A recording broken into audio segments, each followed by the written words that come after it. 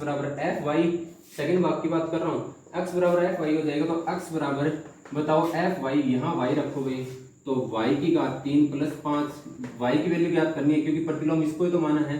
तो वाई की घात 3 निकालेंगे तो एक्स माइनस 5, तो वाई की वैल्यू निकालेंगे तो बताओ इस साइड घन है, घनमूल निकालना पड़ेगा, ये उत्तर आ जाएगा प्रतिलोम का। कर लोगे ना जो भी प्रतिलोम का प्रश्न हो।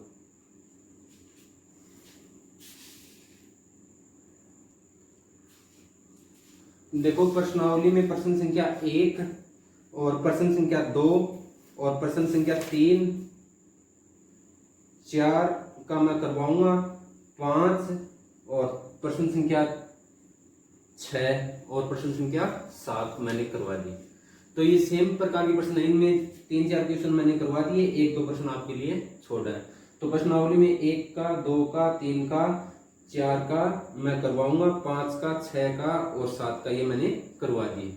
तो हमें एक एग्जाम्पल करना और एक प्रश्न करना, बाद में एक्सरसाइज 1.2 क्या हो जाएगी भाई, कंप्लीट हो जाएगी। तो मैं एग्जाम्पल संख्या 10 कर रहा हूं और आपके लिए प्रश्न संख्या 4 भी सेम का सेम ही है।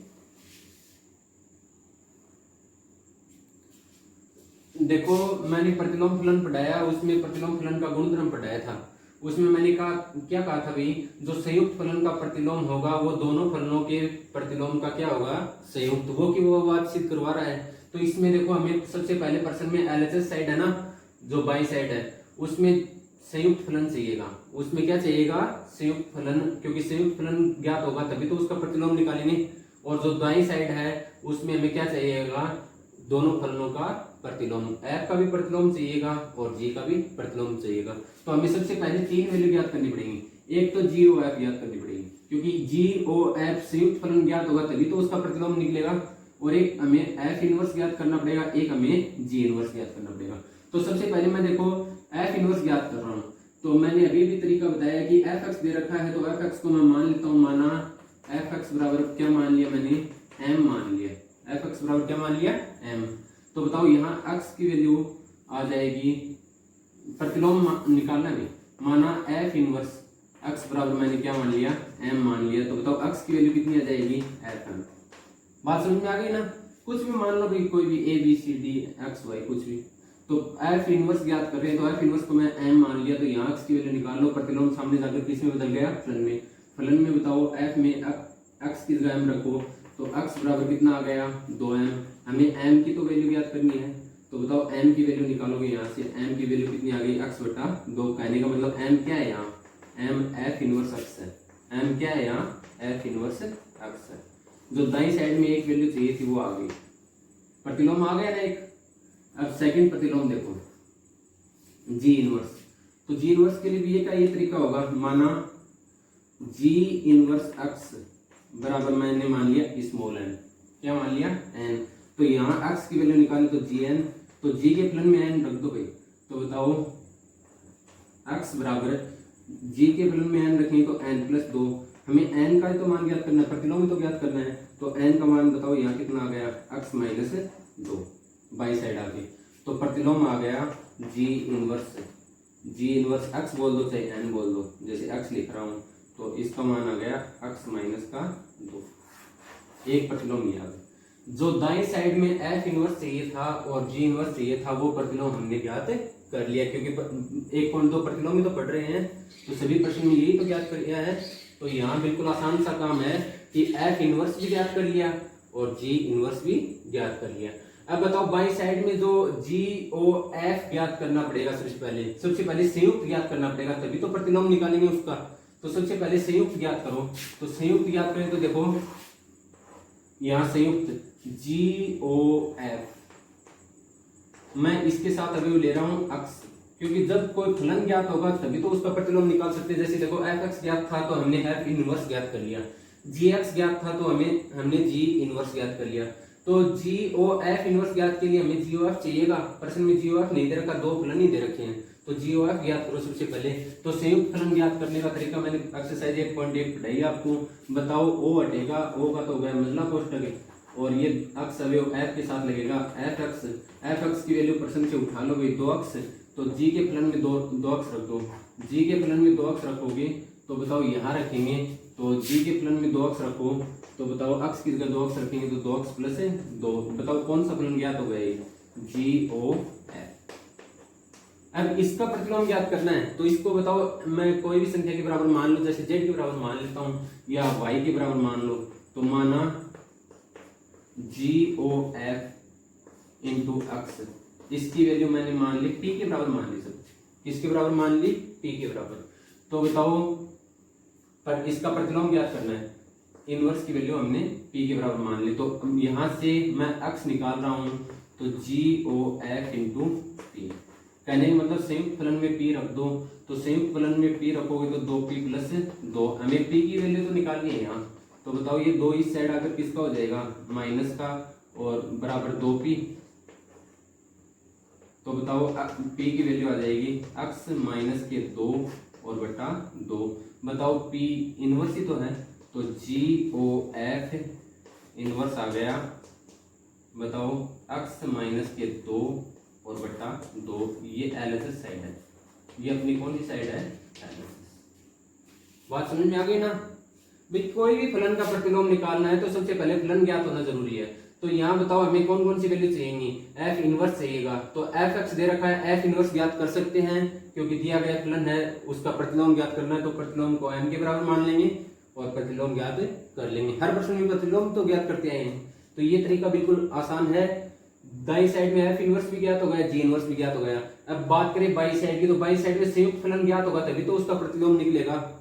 भाई ये वैल्यू चाहिए हमें, प्रश्न में दे नहीं रखी ना, तो ये वैल्यू चाहिए, तो इसका संयुक्त फलन निकालो सबसे पहले। तो संयुक्त फलन 1.1 पढ़ा था तो एक्सरसाइज, तो GOF इंटू अक्स, सबसे पहले अक्स f के पास जाएगा तो g इंटू f(x) का उत्तर है 2x। g के फलन में x की जगह 2x रखो तो 2x प्लस 2।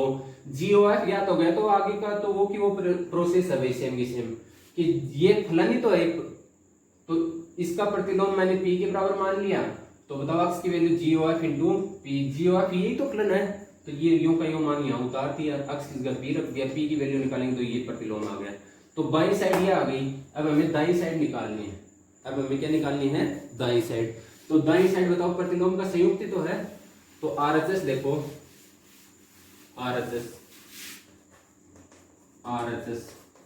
RHS में प्रतिलोम का संयुक्त ही तो है, तो मैं ले रहा हूं f inverse o g inverse, इनके साथ एक अवयव ले रहा हूं x। तो बताओ प्रतिलोम o का लगा दिया मतलब कोष्टक, भाई संयुक्त फलन पढ़ गया है हम 1.1 में, और g inverse into x।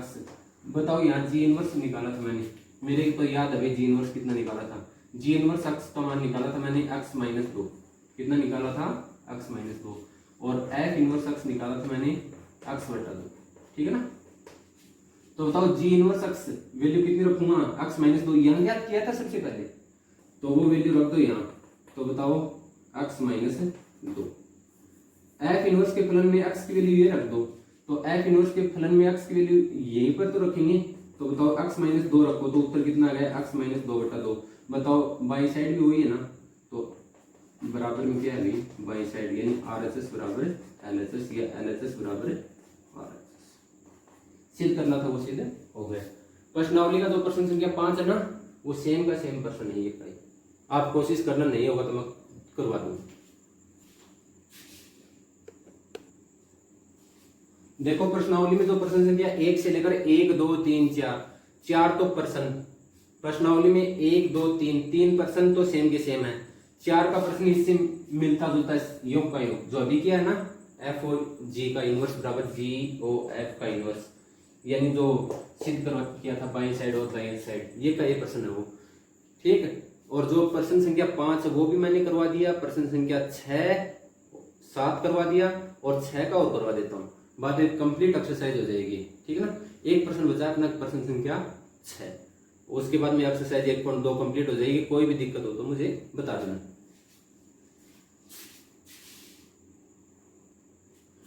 Board पे एक्सरसाइज 1.2 का क्वेश्चन संख्या 6 है कि फलन f वास्तविक संख्या से वास्तविक संख्या में परिभाषित है, फलन दे रखा है त्रिकोणमितीय फलन, क्या दे रखा है कोस, और कोण में दे रखा है x प्लस 2।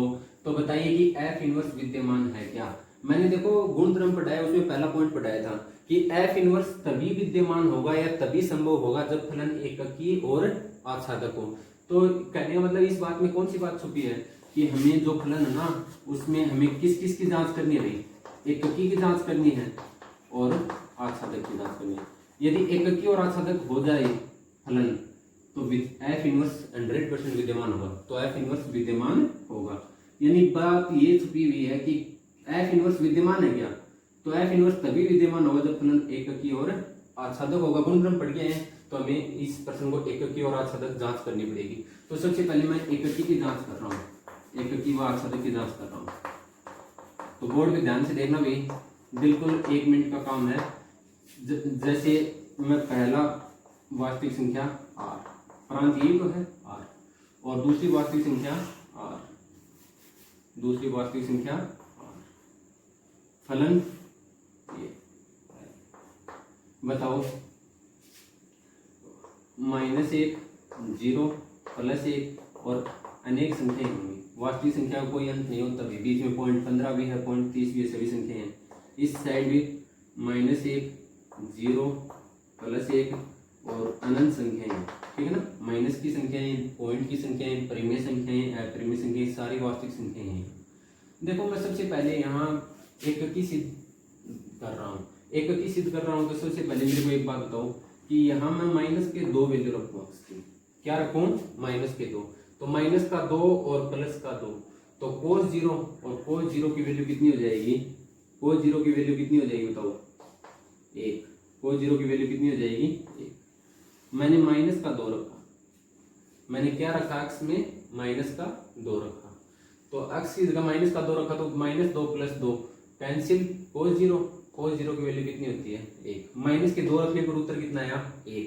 इसी प्रकार मेरे को एक बात और बताओ कि एक वैल्यू के लिए बताओ, जैसे मैंने कल एक बात बताई थी कि कोस की जो विषम पाई होती है ना उनका मान तो होता है -1, और कोस की जो सम पाई होती है उनका मान क्या होता है भाई, +1। तो इस बात को दिमाग में बिठाओ, बताओ मैं 178 रख दूं, क्या रख दूं, ये 2 पाई 360 यानी 358 रख दूं, क्योंकि हमें 360 उत्तर चाहिए। तो 360 के लिए यहाँ कितना रखो बताओ, 358। तो 358 और 2 कितने हो जाएंगे, 360, तो उत्तर कितना आ जाएगा, +1। मेरे को बताओ 358 प्लस का ये पर तो मौजूद होगा 358 डिग्री, कितना, 358 डिग्री। तो 358 रखो यहाँ, तो 358 + 2 360 मतलब cos 2 पाई, cos 2 पाई का उत्तर बताओ कितना आएगा, +1। मेरे को एक बात बताओ, बोर्ड पे जो प्रश्न है उसमें बताओ ये एककी है क्या, नहीं है ना एककी, क्योंकि माइनस के 2 का उत्तर भी 1 और 358 का उत्तर भी 1। चलो एककी तो हो जाए, लेकिन आच्छादक नहीं है। आच्छादक इसलिए नहीं है क्योंकि इसमें खाली अवयव आएंगे, क्योंकि देखो जो कोस का जो परिसर होता है ना, कोस का जो परिसर होता है वो किसके बीच में होता है, -1 से 1 के बीच में होता है। तो सीधी सी बात यही है कि इसका परिसर है ना, यानी कुछ भी मान रखोगे -1 0 1 के बीच में आते जाएंगे, तो बताओ आच्छादक नहीं होगा। न तो मान कुछ भी डिग्री रख दो यहाँ कोस की, उत्तर केवल इनके बीच में आएगा। कितने भी रख दोगे, चाहे 10,000 मान रख दो, चाहे 50,000 रख दो, कोस में यदि उसका मान निकालेंगे तो उत्तर किसके बीच में आएगा, -1 से लेकर +1 के बीच में आएगा। तो बताओ यहाँ वास्तविक संख्या खाली रह जाएंगी ना, जैसे 2, 5, 10, 1000 वो खाली हैं, उनकी कोई भी पूर्व प्रतिबिंब मौजूद नहीं है, तो ये आच्छादक नहीं होगा। क्या नहीं होगा, आच्छादक नहीं होगा। अतः एफ इनवर्स ज्ञात नहीं कर सकते, एफ इनवर्स ज्ञात नहीं कर सकते, क्योंकि एफ आच्छादक नहीं है। क्या नहीं है, आच्छादक नहीं है। एककी तो हो जाएगा चलो, क्योंकि -2 के उत्तर भी 1 आ रहा है, 358 का उत्तर भी 1 आ रहा है, लेकिन क्या नहीं होगा, आच्छादक नहीं होगा। एक बार दोबारा रिपीट करवा देता हूँ, कोई कंफ्यूज हो तो बता देना। क्योंकि देखो कोस का जो उत्तर प्राप्त होगा वो हमें -1 और +1 के बीच में प्राप्त होगा, तो न तो -1 से ऊपर की संख्याएं की पूर्व प्रतिबिंब मौजूद होंगे और ना ही +1 के नीचे की संख्याओं के पूर्व प्रतिबिंब मौजूद होंगे। तो कहने का मतलब ये होगा कि इसमें अभी खाली रह गए, तो ये फलन क्या नहीं है भाई, आच्छादक नहीं है। आच्छादक नहीं है तो एफ इनवर्स भी विद्यमान नहीं है। कोई दिक्कत नहीं है ना। तो एक्सरसाइज 1.2 और एग्जाम्पल आज हमने कर लिए। अगले पीरियड में हम करेंगे एक्सरसाइज 1.3।